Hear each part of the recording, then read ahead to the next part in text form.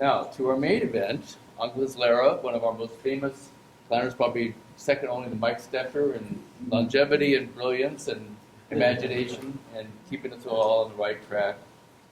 She has a really interesting background. She was born in Spain, so she's one of our real Spanish colonial connections to the old world. She came to the U.S. in 1956, and then in 1958. Her mother was recruited to come to work at the Scripps Institute of Oceanography by Roger Revelle because she went on to discover 22 species of plankton. And in 1959, she went to San Diego State originally to be a civil engineer. She got religion and decided to switch to planning. Went to Berkeley, where she graduated in architecture in 1966. Came back to San Diego. She said she couldn't get a job except to be a receptionist and get the coffee for the boys. But luckily, she broke through that barrier and got a job at the planning department in 1968, where she worked until 2002.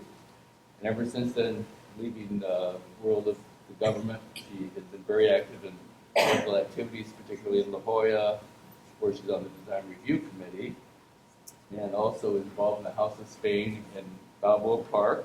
Travels a lot. She's been to places like Mongolia and Sicily, and this year she plans to go to Egypt. To Greece first, 2 times, and then she thinks she'll go to Egypt at the end of the year. So we love traveling, and we want to hear about your adventures when you come back. So, Angeles, the microphone is yours.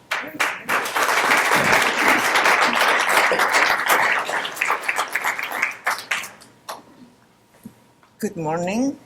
Good morning. And thank you for having me here. It's, I guess it's an event that happens once in a generation, because the previous time I was here was 30 years ago, and that's a whole generation. And the previous time before that was when Harriet first started her program. By the way, Harriet, hello. She was a wonderful person and really has brought something about. Today, I was asked to talk about some of the experiences I had in planning, so we called it Adventures in Planning. And to do that, I had to go back through 30 years of work, which is kind of a big deal.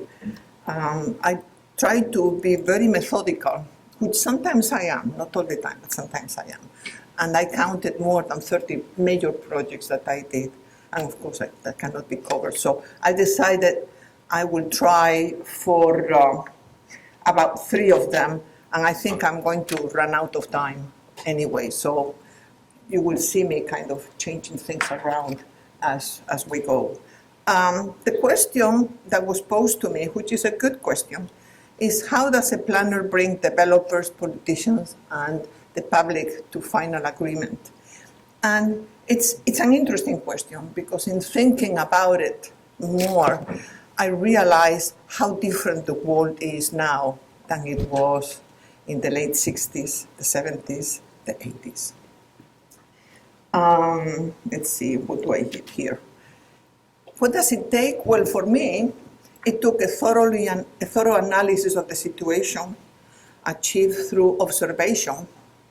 Just to give you an example, in observation, one day I was walking down Fifth Avenue, looked up, and I saw the wonderful buildings above the mess of signs that we used to have there on the gas lamp. And that was how gas lamp was born. Then I started talking about this area. I took photographs of the upper area of the buildings, and then everybody started realizing that we had a real jewel down on Fifth Avenue in Gaslamp, and history was made from there. So things like that come up when you are observant and you stop the rat race and look up and see something. So a good ear, you have to listen very carefully, a good eye, technical knowledge, a lot of self-criticism. You know, when I first came to work at the city, they used to throw it at me, "Oh, you're so critical." And I kept saying, "Now, wait a minute. Isn't criticism something good? Doesn't something good come out of criticism?" Of course, I came from a very traditional European education where we studied logic, we studied the old philosophers. My father especially pushed into me at 4 years old Socrates, and you know, I used to love reading those books and finding out how Socrates would enter into a conversation with one of these show-offs that thought that they knew everything, and at the end of the conversation, he proved to that guy that he didn't know anything. So, you know, and that's criticism, and it's a very valid element because out of that, you learn to do the things right. Or at least you learn to try and do something else that may work much better than the standard. So I like criticism, and I'm not afraid of it. You need the ability and patience to listen to anyone's idea, even the loyal opposition, because they always have good, valid ideas. And I hope to portray it in one of the projects I'm going to use. Open communication is very, very important with all of the interests involved. And sometimes you have to do it individually and follow up by pulling them together, because individually they will tell you things that they won't tell publicly. And that's very important. And especially support by supervisors and political representatives. I was very lucky that I had supervisors that understood me, that were not afraid of me, that were not afraid of saying, "You are wrong here," and to having a fight, big time fight, like I used to have with Max Schmidt. And those arguments were wonderful because we both came out enriched from it. It was a big deal because Max sometimes would close the door because we would get so loud, and then everybody in the office would come in and try to listen to see what was going on behind the door. And of course we were just screaming at each other, but that was fine. I was very lucky to be in a political situation where I had a real open door everywhere. If I had a question and I needed to talk to the politician to see what his approach was or what his ideas or her ideas were, at that time it was more his, I would walk up to the council office floor. I would open a door. There were no secretaries. I opened the door. I walked down the corridor, and I go into the office I wanted. And I could actually walk into the office of the city council person and talk about the issue. And amazingly enough, they had a wonderful, crisp understanding of the problem. And by knowing that, and by knowing how they translated it, I was able to kind of juggle it with everything else and maybe come up with a solution. There was the ability through all of that to see a solution clearly and the right environment at that time that encouraged solutions to problems, not enhancement of self.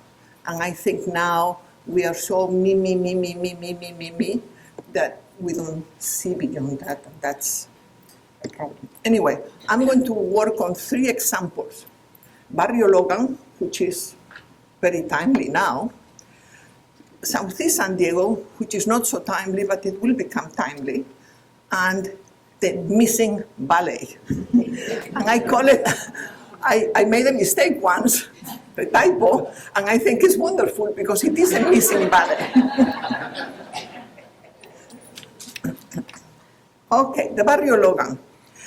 This was the first plan that was ever adopted, and it was thrown on my lap. And I was the only one really working on it at the time.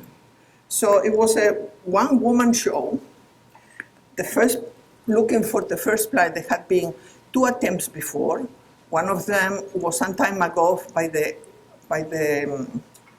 industrial interests, and the other one had been a little before me by a group of my friends, Dick Bundy and his group, you may know the name, that did it for the sake of the residents. It's a mixed-use industrial and residential area, which has been cut off from the original neighborhood by a freeway. Barrio Logan was really part of the Logan Heights community of San Diego. I-5 cut it off. And it's a culturally rich Chicano community. And the interesting thing is I was under a lot of pressure to get rid of the residential because this should be an industrial area. And I kept saying, you know, these people have withstood a lot. So that should be given some credence. And they would look at me funny and I would say, you know, it's like the Jewish community. They have been persecuted, they have been castigated, but they have survived. And this is a microcosm of the same situation, and it's worth really encouraging them. And then there was the remnant of maritime industry nearby, and especially there were lots of junkyards. So that we remember, this is what the community was when I came in. They had already started doing the murals, and this was probably the first mural that was painted. Barrio C. Junkers No. Junkers were the junkyards. That was the only industrial use going at the time.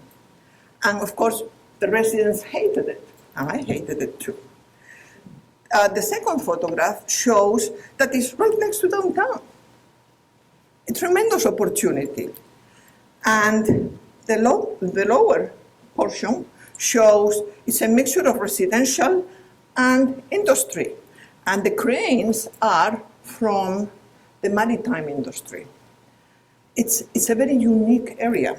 And of course, the goal of the community at the time was not only to deal with the junkers, no, but also all the way to the bay, because it's right next to San Diego Bay. And the Port District was making every effort to block access. So we had to deal with that. That was the first situation that I got into, that I was pressed between 2 competing interests. The interests of the residents, a culturally rich community that was expressed by the murals and by themselves, because they were all long-standing residents of the community, I mean, by generations, and they still are by generations. And the industry, because this is a very unique site in the whole world. It's right next to the waterfront. We had the opportunity to develop ocean-oriented industries. We have access. We have the 10th Avenue terminal right there. And we have wasted all that. So I talked about the unorthodox idea of mixed use, mixed residential and industrial use. And boy, was I clobbered. But that was the only way that we could get the plan approved, because the 2 extremes were so strong. That's why they didn't get the previous plans approved, and that was the only way we could get anything approved. And I was able to convince the politicians, very luckily, and very enlightened politicians. At that time, the council person for the district was Lucy Killian. Some of you may know her name. They realized that that was the only way. So what do? Well, we certainly have industrial pollution, big time. So how about controlling external effects? And the community the plan that was eventually drafted talked about controlling external effects. In the face of it, the industry kind of calmed down because they were included. But then when I started reading about what the control of external effects was going to be, which was what we did in industrial areas in other parts of town, in the ritzy parts of town, then they got really upset with me. And they started lying to the point that I also learned to document every single word I was given. I would document my meetings, I would document my telephone calls, and when I left the city, I had a box about this big, full of old messages, because I also didn't throw them away because the boogeyman would come back to hunt me. So I had a box full of messages that I took home and I eventually threw away. There was no current development activity of any kind. So the idea was, how do we encourage ocean-oriented industries? You know, this is an ideal site in San Diego for ocean access. And we were not using it. We had, and we still have, a 10th Avenue terminal that is grossly misused. It's not used well. I discovered that there was a study that had been made a few years before by the Copley Press for people about ocean-oriented industries and the possibility of their development in San Diego. And I said, bingo, makes all the sense in the world. We have scientific laboratories here that study the ocean. I know that out of those laboratories were coming out ideas for materials that could be used for scientific research and for industry. We should encourage it. But the economic development section at the city just didn't know how to deal with it. And eventually, I lost that report. I would give it out to everybody. And one day, I made the mistake of giving out my copy. And that must have been the only copy left in the whole wide world. And somebody lost it. So nothing was ever done. Even today, that area, as you can see from the photograph, is a wasteland still. The next thing were cultural opportunities. And that was really important to me because it was the only place in San Diego where this cultural expression in the murals was coming out. And they were dealing with different issues. And I thought it was something very enriching. So, and if we see the next pictures, which are kind of today, you'll see that that has worked itself into. And then all the way to the bay, opening up the access to the bay, which is still not open. There I had to confront the Port District. It's industrial. Well, wait a minute, I was born in a town that is the center of the Spanish Navy. At the time, it was the first Spanish Navy town. And when I was 2 years old, I have photographs of me with my mother walking among the cranes in the port. Totally open.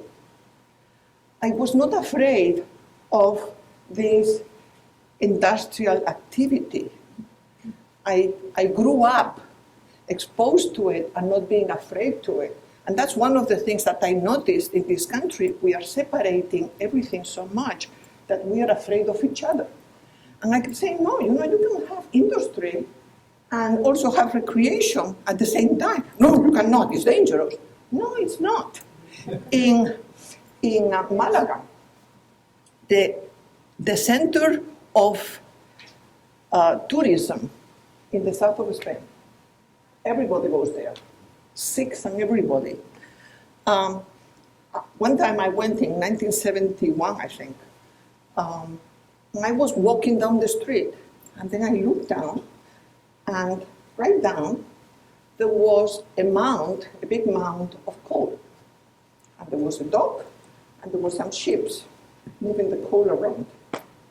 And I was walking on a little promenade on the street, just watching the activity. It was wonderful. It was not dangerous. It was another experience. It's like now people come to La Jolla to see the seals in their real habitat and self. And some people want to take them out because they are dangerous. Well, no, they're part of life. And it's good for humans to be exposed to something like that. So I wanted to open it up, and of course it's not open yet, but maybe someday the quarter will click and somebody will do it. And then cleanup was badly needed, and some cleanup has taken place now. So groups that I work with, certainly the industry, various industrial groups and property owners. The Barrio Station was very, very effective in the work with the community and in helping to educate the community. And the council office was extremely helpful.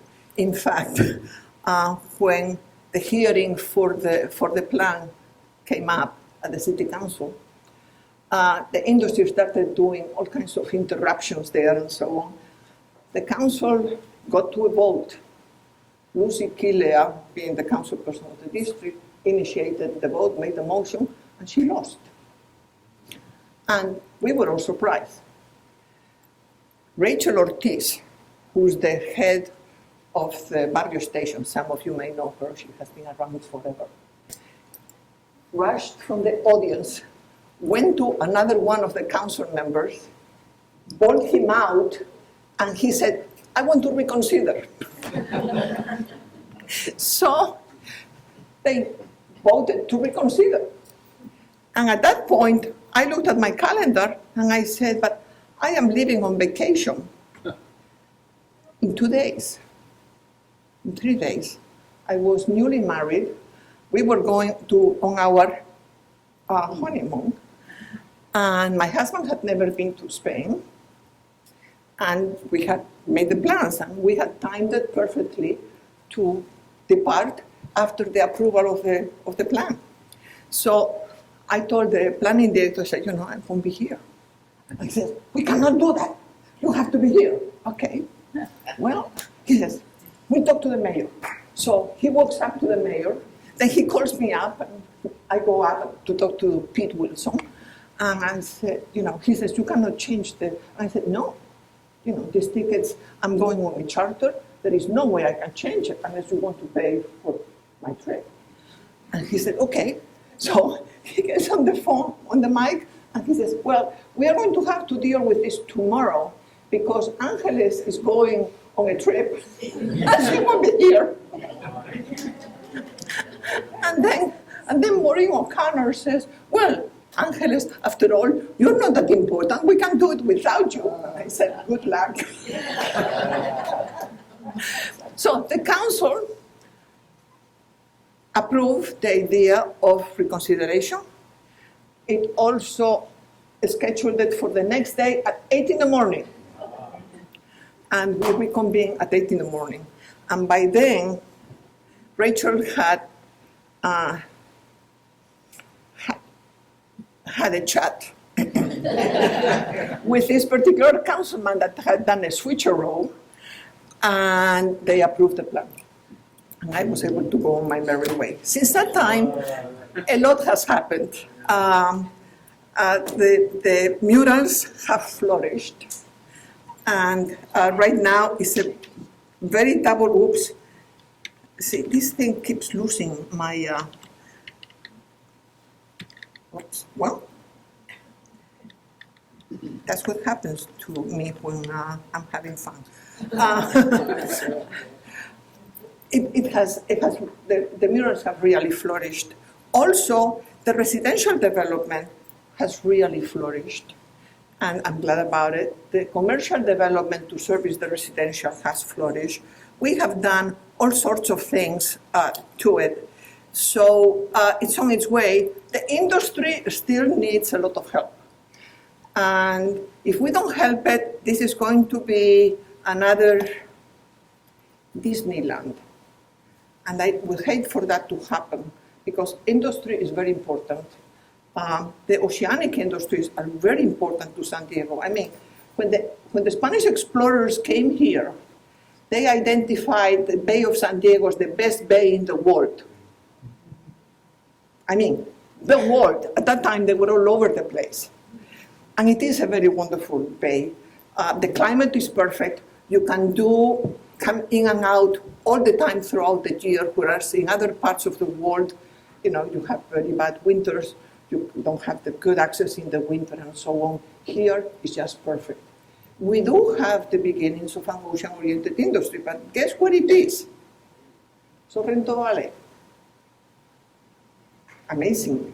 So anyway, we need to work on that. And if I have any ear that would be interested in taking on that project, it's still viable, my friends. So anyway, that's the end of Barrio Logan. The next one is southeastern San Diego. Southeastern San Diego is a community, it's an inner city community that was crisscrossed by freeways.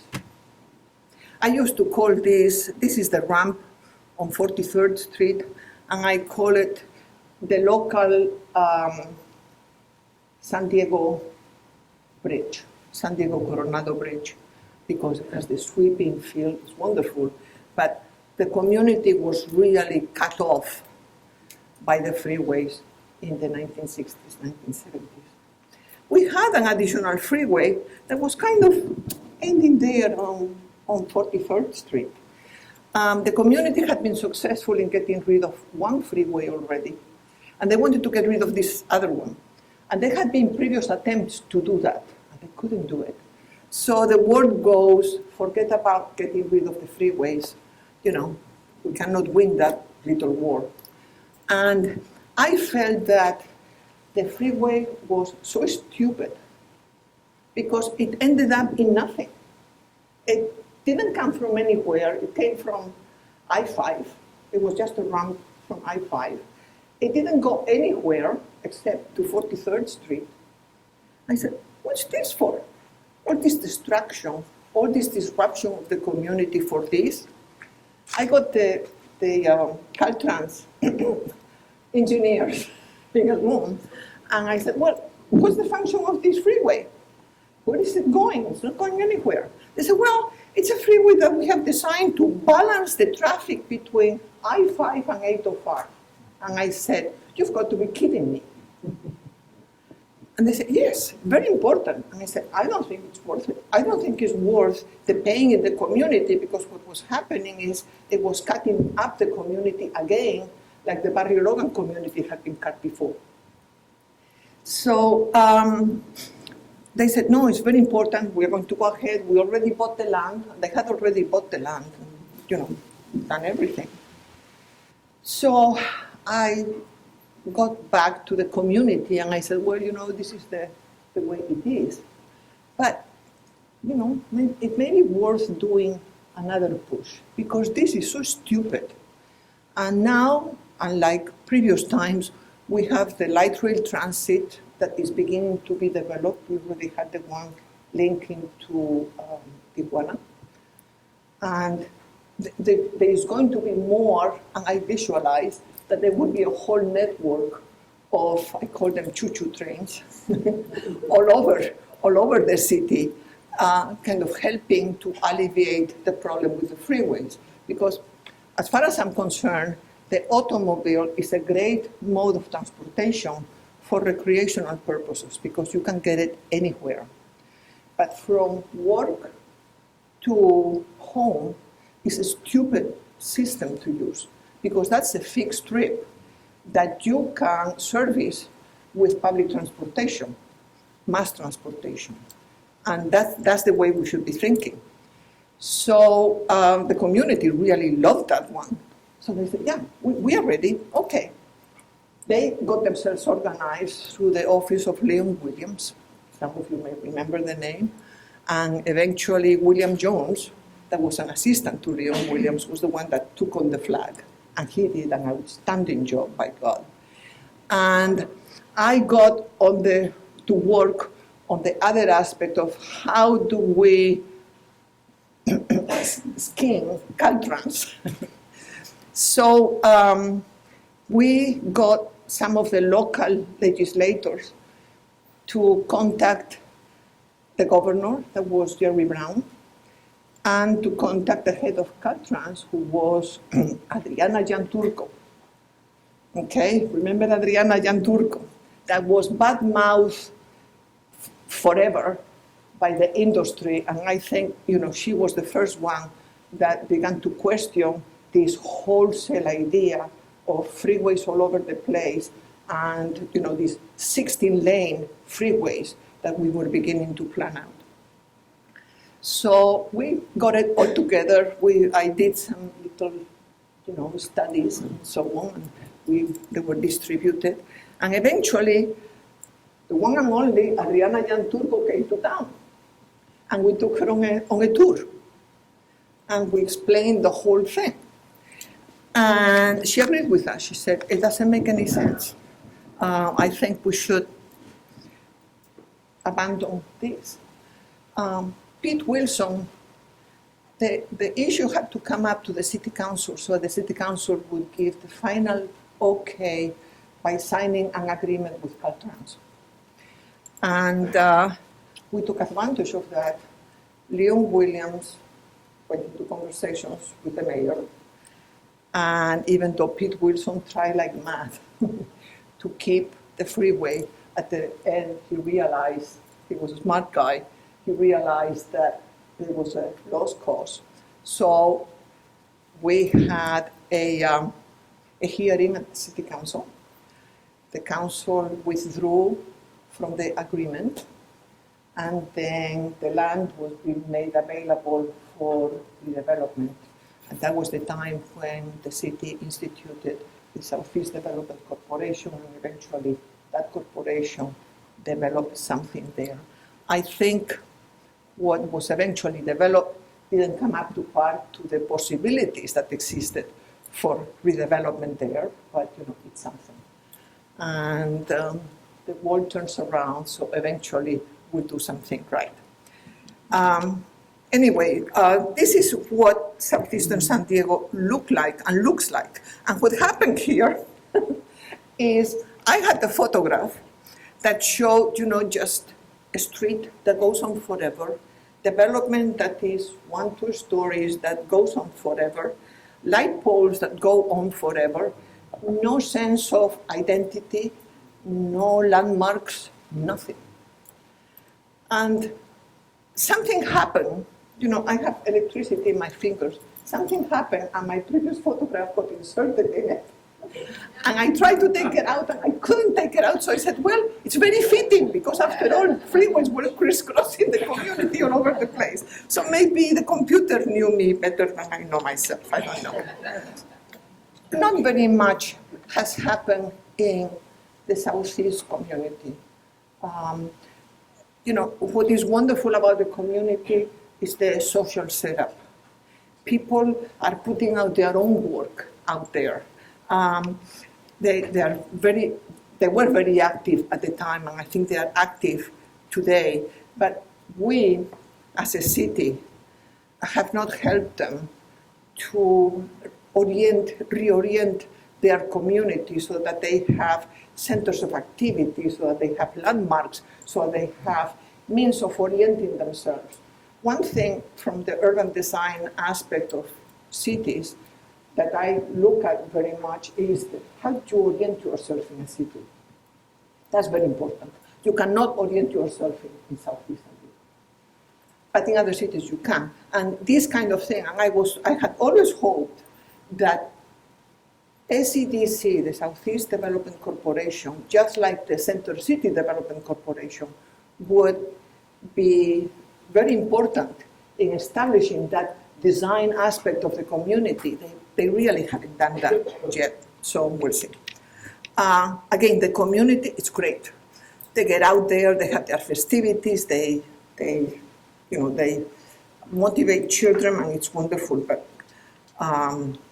not much. Now, one project in Southeast San Diego that I started and got involved in was Chollas Creek.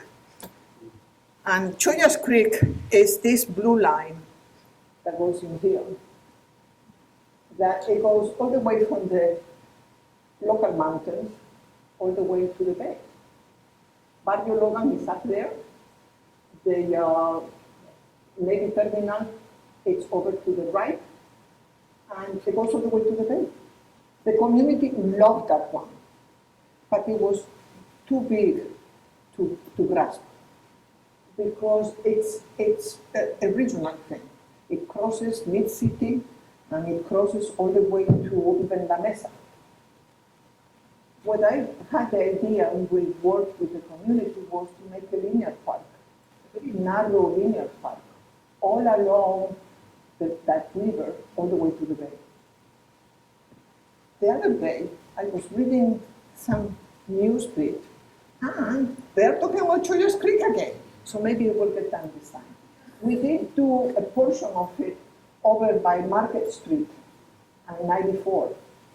And that was sponsored by a non-profit corporation. And actually, it's a nice center. I haven't been there in a while, but it's, whoops, sorry, it disappeared. But it's a good beginning. But it has a tremendous possibility.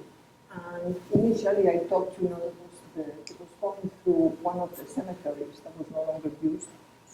And I talked about doing a botanical garden. I pointed the community along to that. And, the community activists were talking about the botanical garden for 50 years. And some of them may actually still be talking about it. But, there is the beginning of talk about it, so maybe we still have a chance. But that, to me, was about the most important element in the whole community that could begin to give the community some unique perspective.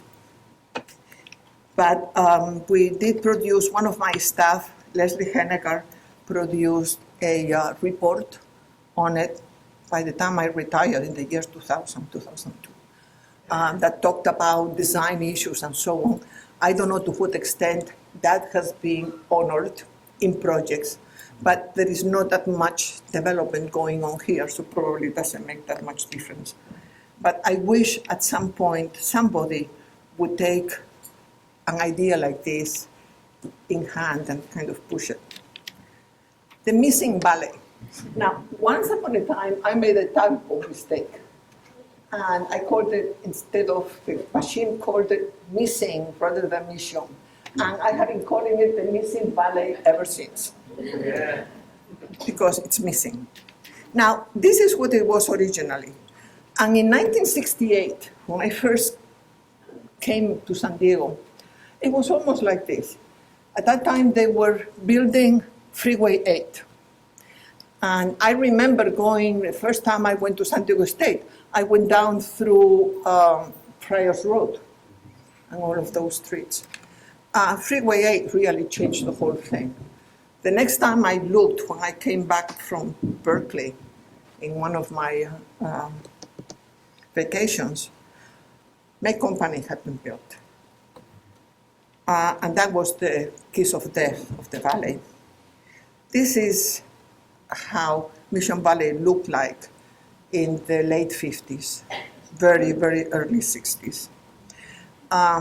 Everybody at the city looked at it, well, everybody, I mean the professionals, at the city, the planners looked at it as the bucolic center of the city.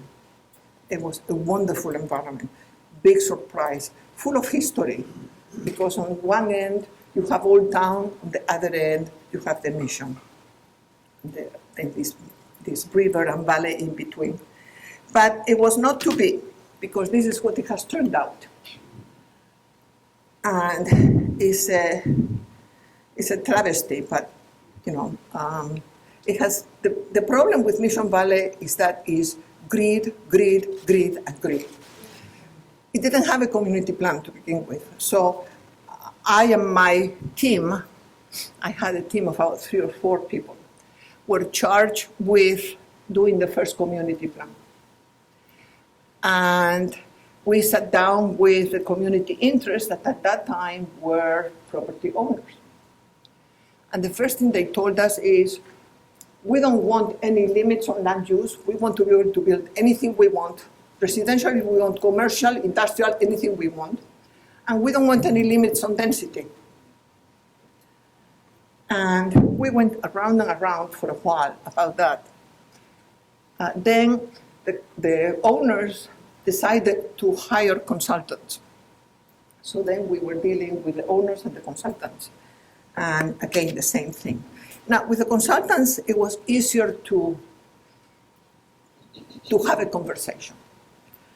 I certainly understood the owners. They were marketing their property, and at that time, they didn't know who the market would bear, because it was all open, or almost open. And it had been allowed to go helter-skelter all over the place. So, and they liked that, because that way they had total flexibility. We had a lot of big-time property owners, especially to the west, along the river. They had not developed so much because the river had a tendency to flood. So the first thing they wanted to do was to build a concrete line channel. And they got the Army Corps of Engineers to kind of develop the channel. It was going to be about 400 feet wide and so many feet deep and so on.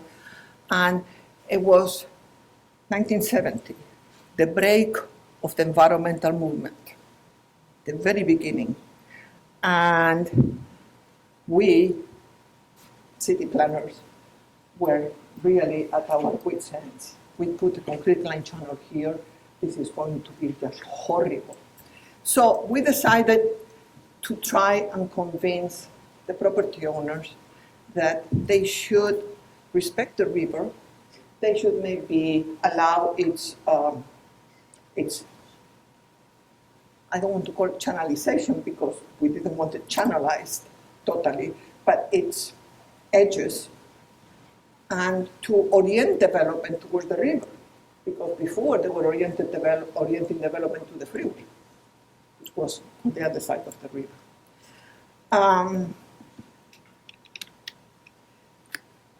They eventually did, but they came up with these wonderful pieces of architecture. To this day, I try to avoid Mission Valley like the plague, and I feel like throwing up every time I go there. It's so bad because it's such a loss of opportunity. We could really have something wonderful there. So we don't have it. 1969, Max and I decided to spend the weekend at the office, and we poured through all kinds of information, and we said, what happens if we develop a project that can narrow the riverbed and use it as a center for activity? So I went to town, and here I actually drew a map that was about 10 feet long. It had 3 sections of all of these, showing the river and then showing lagoons coming out of the river. Just for orientation, this is a lake. It lost some place. It lost the date someplace in the movie. This is I-5. This is 163. This is much bigger now because this is 15. I don't know. No, this is Texas and that's 15.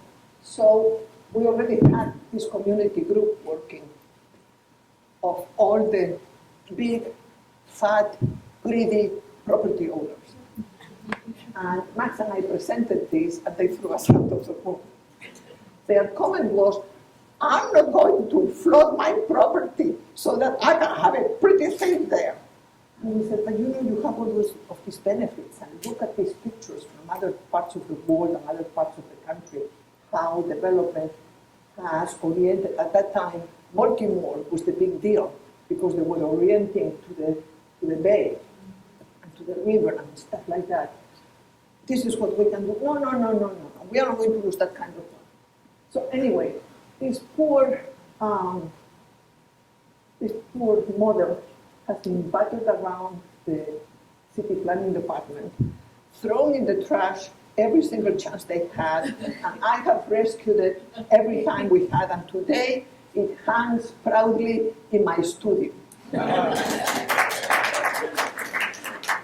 And I was talking at the beginning with somebody, and they said, well, what's going to happen when you go? And I'm 77, I'm ready to go anytime. And I said, well, I don't know.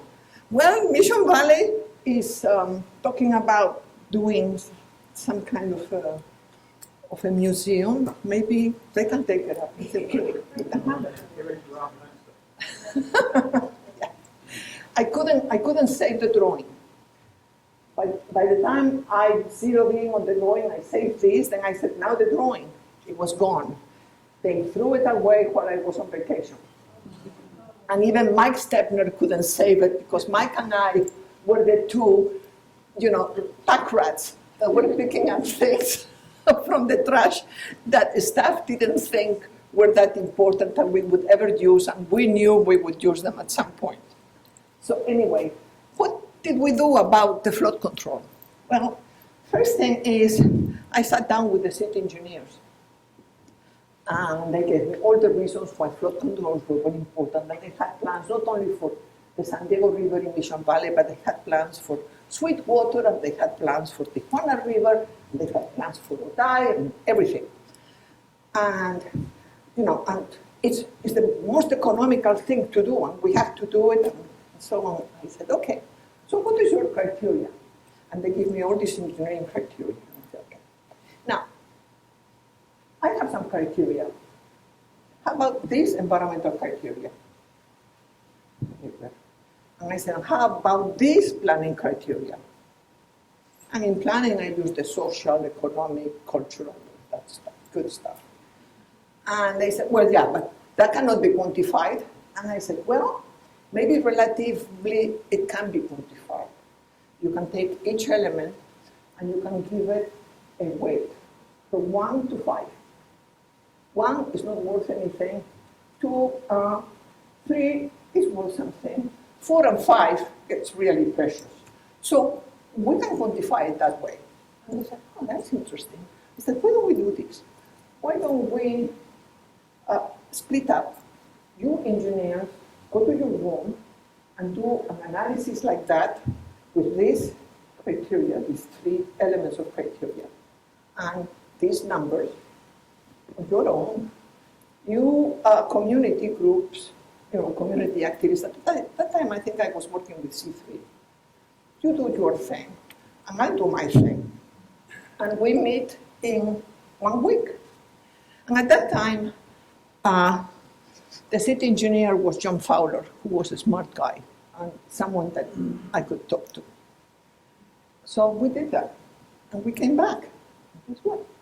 We all agreed.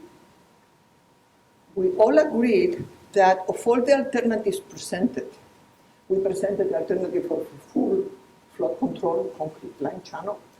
We gave the alternative of a trapezoidal channel. We gave the alternative of doing nothing. And we gave the alternative of just changing the edge of the river on a case-by-case basis. And guess what? That last one was the one that came out on top in everybody's evaluation. So that convinced John Fowler. He was cram happy. He didn't have to, as a city, go in and buy the property. He didn't have to wheel and deal with the Army Corps of Engineers. He didn't have to do anything. So all he had to do was develop an ordinance, which we eventually developed, the flood control ordinance, or floodplain ordinance, and specify what your measurements had to be if you wanted to build within a certain area of the river, within the 100-year flood area of the river. And that way, we were able to begin to recreate something a little more natural than what the concrete line channel was. In fact, to portray the concrete line channel, what we did was go to LA and do a movie of the LA River and say, this is what it looks like, folks. And still we couldn't convince the owners. But eventually, because the owners did hire these consultants, the consultants began to think a little like we did, began to see, well, here are the opportunities and so on. And also it was more work for them, so that was great. I've become a little cynical in my old age. So here is the San Diego River today. And still we do not have development centering on the river. But hopefully one of these days we will mature enough, we will be grown up enough. Mike Stepner used to say, what would you like to the communities? What would you like to do when you grow up? Well, the same thing. The light rail transit is in, and the light rail transit has a great history in Mission Valley. Because when we were working with the property owners about this free-for-all zoning that they wanted, we just couldn't figure out how to do it. Because they would not accept land use restrictions, they would not accept density restrictions, but density restrictions were there regardless, because there are only so many cars that can be fitted in those freaking freeways. So in working with the traffic engineers, transportation engineers, and at that time I had a staff person called Larry Van Wey. Larry Van Wey was into cars, by God, and I said, Larry, work with engineers to give us the trip volume that Mission Valley can carry. Mission Valley is not only generates car traffic for its own development, but it is also a throughway. So, you have to account for both of them.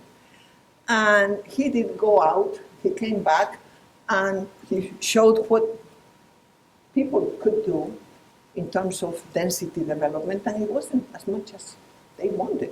And certainly the consultants that the owners hired confirmed that, for this, it's not worth it. Just leave your land fallow and don't do anything. And that was an acceptable thing. So at that time, the idea came to me, how about extending the light rail? It was already in downtown San Diego, but extended into Old Town and then through the middle of the valley to the stadium. At that time, eventually it went all the way to San Diego Stadium.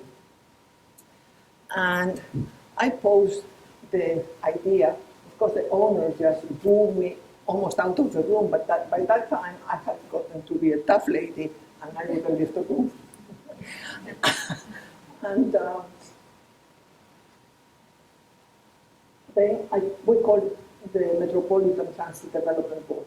That was the one that was doing the transit. And I said, how about doing this? Oh, we cannot do it. It cannot happen until 2020. We don't have the money. We cannot do anything. I said, come on. This is a given. Mission Valley is going to develop anyway. These people have the political push to be able to do it. So, let's do something. No, you're crazy. That will never be. We have plans for this other route and that other route, that other route. But I had a council person. His name was Ed Struxman. And Ed Struxman said, hey, he said not only that, he was the councilman of the district, and at that time I think it was District 5, it included Mission Valley and it included the development community like the. And he said, well, that's a good idea, I'll work with you on it. He says, I don't see why the owners couldn't buy into this. I said, what we could do is a good deal. And at this point, then, if we just count the trips, the land use doesn't make really difference because the trips generation are tied to the land use. So, if you want to put residential, your trip generation would be so much. If you want to do commercial, your trip generation would be so much. It's okay. And he says, I like that. So he got on the bandwagon talking to the heaters of San Diego about this opportunity. And guess what? He got them to commit to paying for the engineering work, to paying for and living and dedicating land for it and so on. This thing opened up in the 90s, in the 1990s. I took the first ride, one of the first rides on it. And we put it that way. What was the big push? The politician. He had the vision and the interest to do it. And he was able to convince people that this was for their benefit. The results are, unfortunately, Mission Valley is not the vision that it should be. The buildings are still lousy. They're a little better in the shopping centers doing these plazas and things like that. Gimmicky. I wish they put it into the sidewalks. I wish they link the project areas for pedestrian access. And in closing, where are we today? Well, we need to pay more attention to the human being and to the pedestrian because legs are the best mode of transportation. We need to put in more mass transit and real mass transit that can link these major work centers to major centers in the communities, and we shouldn't be afraid of it. We need to enhance our sidewalks. The other day I was writing some kind of commentary in defense of the position we took in La Jolla against doubling the density beyond that allowed by the zoning for the sake of housing. And I asked the applicant, I said, well, how much units of housing are you providing? He was building 26 units. And he said, 2. And I said, 2? That's an insult. Your allowed density is 12 units. You are more than doubling it, and you are giving me 2 freaking low-income units? You need to give me at least 8 or 10. By that time, the feathers were flying all over the place. And of course, the owner, I think, got his way. But one of the things that I had to do is go back into life and say, okay, if you want to build this, how important is the pedestrian movement? Well, it happens to be on Pearl Street. That's a pretty crappy street. The sidewalks are minimal at best. If I am walking with a stick, the other person has to get on the road and go around me because there is no room for 2 people. So what would I require? I would require wider sidewalk. I would require landscape. Okay, they're putting some trees. How wide should the sidewalks be? And I remember in my youth in Madrid, our sidewalks.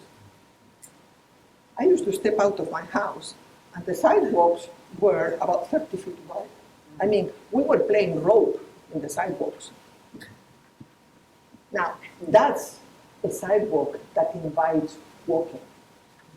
The sidewalks that we have, for the most part, do not invite walking. So what we should do, really push for transit, really push for a human environment. And the human environment shouldn't be enclosed in a center, it should be throughout. And the city should do a lot about it. So with this, I'm finishing. Let me touch Horton Plaza quickly, because that's very timely. They are tearing it down. And I don't know where the saving Horton Plaza is this day, but about a week ago, I went to Soho and I saw a presentation. And unfortunately, the presentation gets rid of this environment, which is the major aspect of Horton Plaza.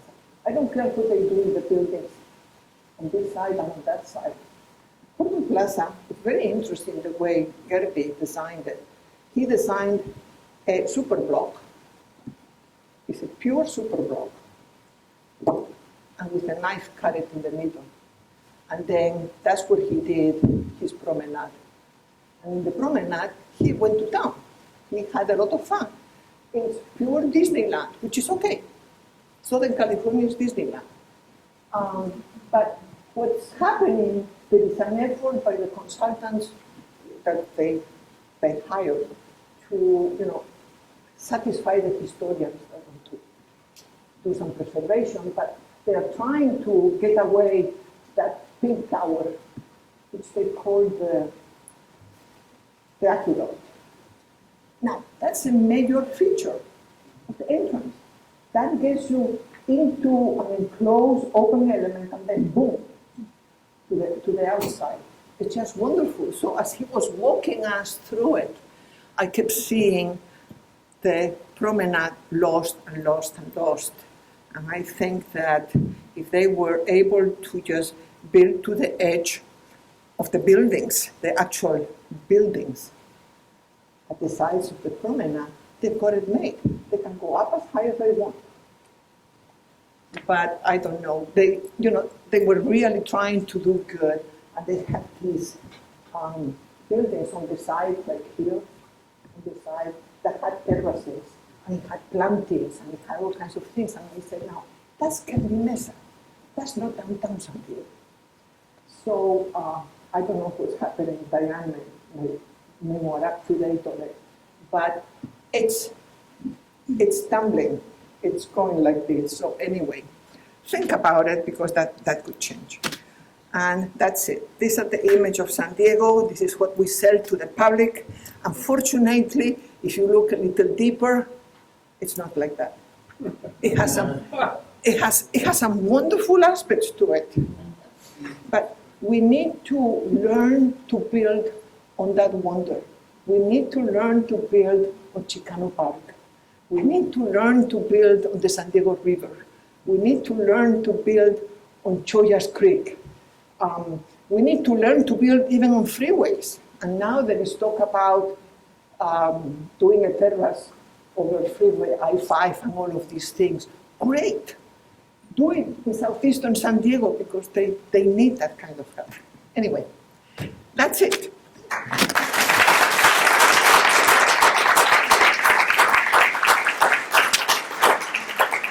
And I didn't even have to use my chuletas.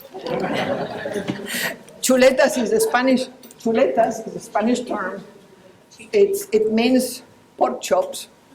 And it's what I used to do when I was 12 years old and I went on an exam. I would write key words on the palm of my hand. And then as I was writing my exam, I would look at it. And of course, everybody that actually does.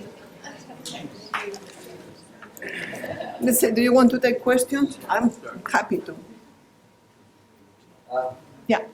Could you give us your thoughts of the Qualcomm Stadium in San Diego State, that new development? What are you thinking on that, even though it's in the beginning? I haven't been involved in it, so I cannot give you an in-depth thing. However, I think the stadium should be preserved. I think the stadium is a historic site. I think the stadium, as it was originally built and designed by Gary Allen. Thank you. I forget names. By Gary Allen, should be restored.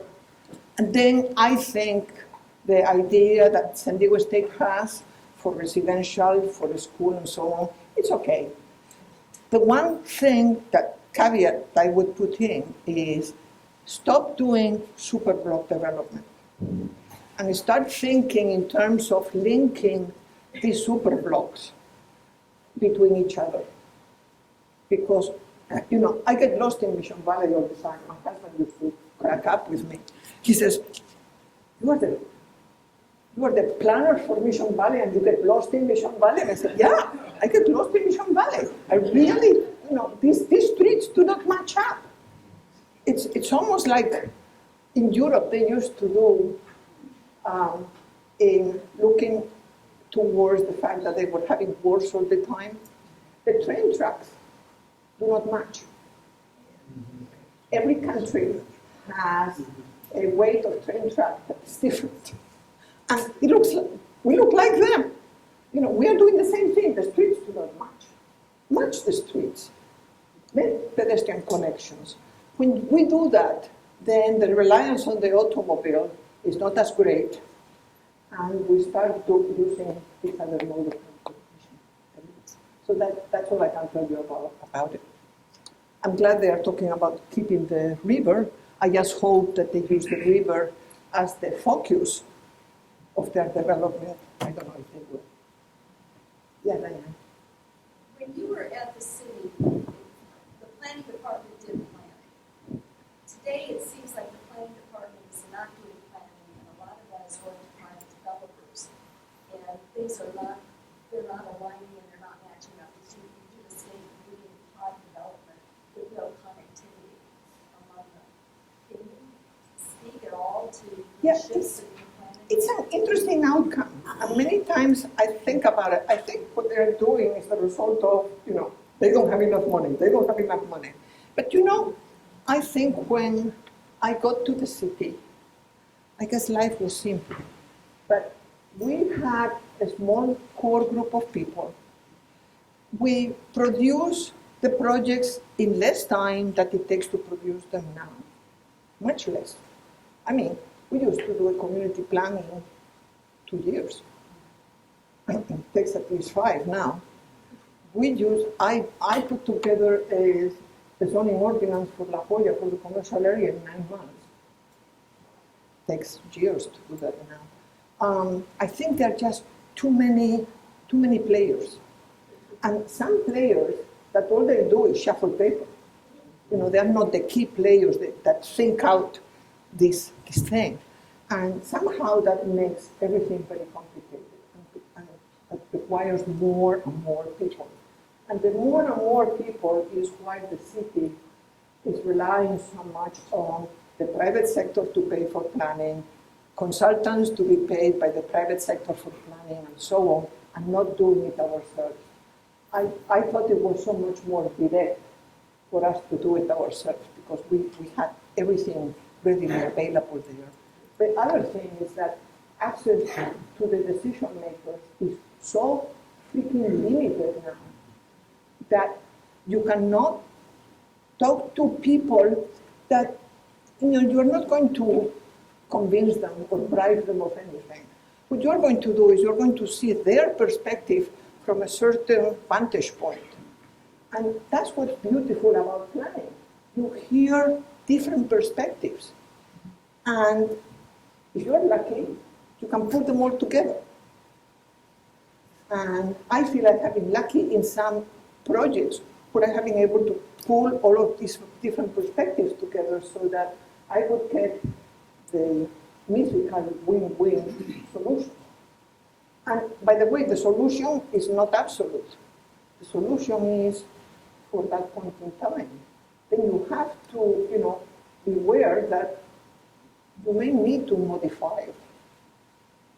I had a project that was to deal with modern architecture that we were beginning to lose. And modern architecture is very modest. It doesn't say, look at me. And people were thinking those things were nothing. And they were very important. And I got a group of architects together from AIA and to see what we could do. Well, they got to a point and said, well, there are so many things. We'll never be able to have a list. The list is not going to be accurate. And I said, I don't care how many lists you make. They will never be accurate. So forget about that. Just do a list. And then as you discover additional things, add them. I couldn't get them off that situation. It has to be perfect. No, it cannot be perfect because perfection does not exist. Nature is such that is perfecting all the time. And that's where reading Socrates really helps. Anyway, there were some other hands. Yeah. Well, you touched on my question, because you talked a lot about open doors, the city council offices, some of us remember those days. Now we've got a different day with a strong mayor, strong council, and things have really changed a lot as a volunteer serving on the committees. It's very different than it used to be, where we kind of worked together and had the exchange of ideas and advocated together. How can we have those conversations and create spaces for those conversations in the current strong mayor environment interpretation of what that is? To blow it up and start over. No, really. Somebody, I was talking to somebody 2 days ago, and we had a conversation like that, and they said, well, what does the future hold? And I said, you know, if you go back to history, the future in history, it's really given to us. There is a country or a community where everything works very well, and then they need expansion, and they expand, and they expand, and they expand, and everything is working hunky-dory, and then they become, from being a settlement, they become a kingdom, and then they become an empire, and then they take over the world. And at some point they go, the Romans did it, the Arabs did it, Spanish did it, the English did it, everybody has done it. And those are just some that I can think of right away. What happens when it goes, well, it's when you need to have this regeneration because the thing that you have created doesn't work. And everybody's unhappy and everybody's pulling in their own direction, which is what's happening now. And then it has to destroy itself and regenerate itself. When I was working in one of my lives in one of the council committees, public safety and something else, I was the council person that was in charge of it. His name was John District, the Mid-City District. Huh? John Hartley, yeah. Me and names. I have another story for that, but I won't tell you. We started talking about that because already in the mid-90s, we could see that things were not working. And the idea was, well, how do we make things work? They're not working anymore. And I said, they're too big. The city is too big. I said, how about if we were to break down the city into our community planning areas? You know, and just create in each community a civic center that is tied to downtown. But the civic center where you can go for your permits, everything that happens in the community comes out of that civic center.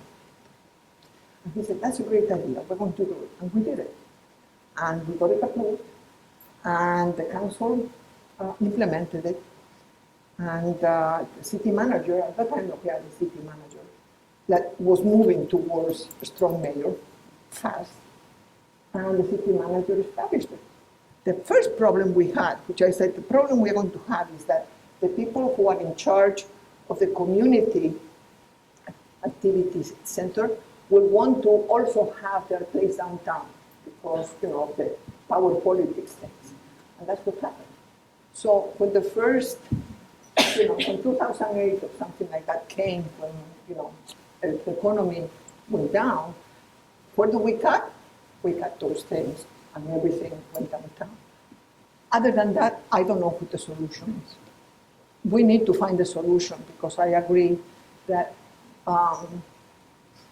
everything is becoming very mechanical. There is just, I miss the human spirit, I really do. And I'm so lucky that during my work time, it was there. I don't think it's there now. You know, I can tell the spirit when I walk into a room. And I walk into City Hall, and I don't feel like I am with people. From time to time, someone will recognize me, and their kind of face lights up, and I say, huh. But It's people are not relaxed. I think that's the problem. And because people are not relaxed, they are very mechanical in their movements, in their behavior. Yes. I want to say how much I admire that you have had 30 years of this career, and I love hearing about it from a bird's eye view. But I know that when you're in the thick of it, and you have a vision like you do, and you have total dedication to the public good, Mm-hmm. you can run up into bone-jarring adversarial situations and bone-jarring frustration. Yes. And I'd like to hear you talk a little bit about how you personally have dealt with that situation, almost in a way to maybe give some advice to people in the planning field about how to survive. Well, as I said, I was very lucky because the environment I was in was much freer and very human. I had the fortune of having, supervisors that were idealistic and that appreciated some idealism. And Max Schmidt was one of them, and I will love him forever. Because if it hadn't been for him, I wouldn't have it me. And I'm kind of happy with me. We had a planning director that even though he was a little more detached, he still allowed us to do our thing. And I would go to him with my crazy ideas. That was Jim Goff. And he would say, well, I think you're going to get into trouble. He says, but if you can do it, more power to you. Do it. And that was his comment to me on the freeway, on the 252. He said, you cannot do it. We've tried to do it. It's not possible. He says, but if you can do it, more power to you. Which meant to me that he would not come slamming down on me. He would give me some freedom. So I was very lucky there. How I had my frustrations. There was a time when when we started doing the shift to the control by the administration. We started getting more administrators on staff. We started shuffling more papers. As planners, we started getting more responsibility, all the way from answering the calls to getting messages, to typing, to thinking, to doing all of these things. Before, I had support. I had the support of a receptionist that would pick up the calls and give me the messages. I had a typist that would type my stuff. I didn't have to worry about that. All of a sudden, I did. And the load was too much. I'm not a good typist. Obviously, the Missing Ballet can.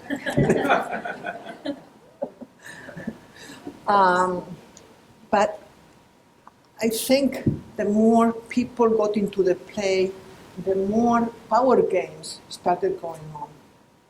And the first thing they had to do with the power games was get some people out of the way. So there were efforts to get me out of the way. I was lucky that I could retreat into my family, into my books. I'm a bookworm like you can't believe. At one time, I think I had 5,000 books in my house. And I just do that.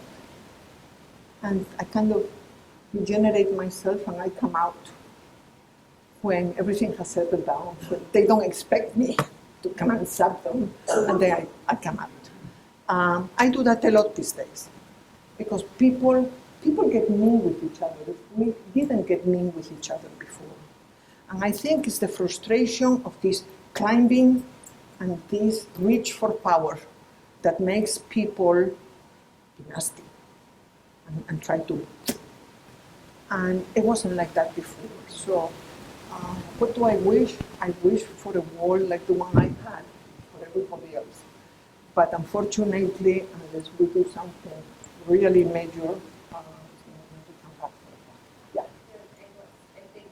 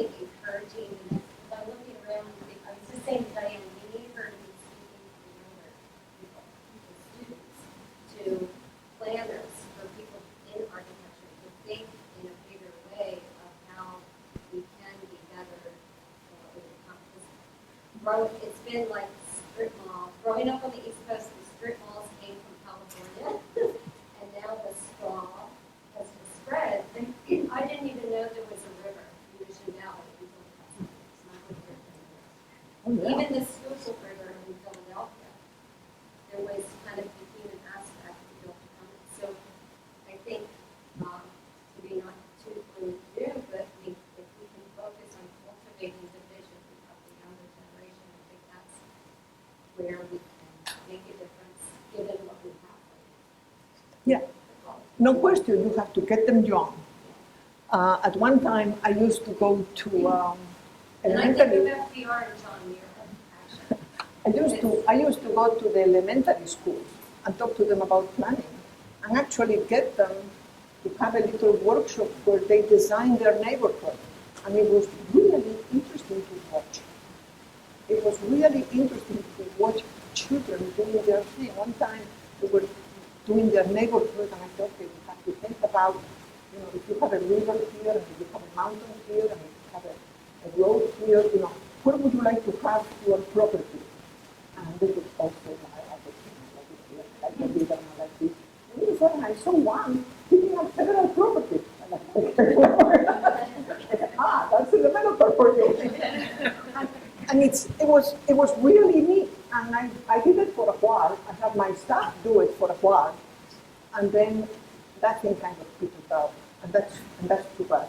I think that is something that maybe we should think about as a group, is what can we do to reach out to children, the younger the better. Well, even 20s and 30s. The other aspect too, when you were talking about all this, is I thought of FDR and John Muir. Because it was the experience that FDR and the industrialists didn't see the value in preserving nature, and it was his experience with John Muir that shifted his focus. All right, one more question. John. Not so much a question, but maybe a little hope. I read a press release, I think, from George Gomez's office, that the city has gotten a sizable grant to plan Jolla Street. And I think next month's speaker, Glenn Smith, his company got the contract. And so he's supposed to be here next month talking about Mission Valley, but maybe you can get him to kick a little bit in there about plans for Jolla Street. All right. Well, All right. Angeles, let me give you a book on behalf of the Friends of San Diego Architecture, 9th Street Women. There you are. Enjoy. Add it to your 5,000 volumes. Just a reminder that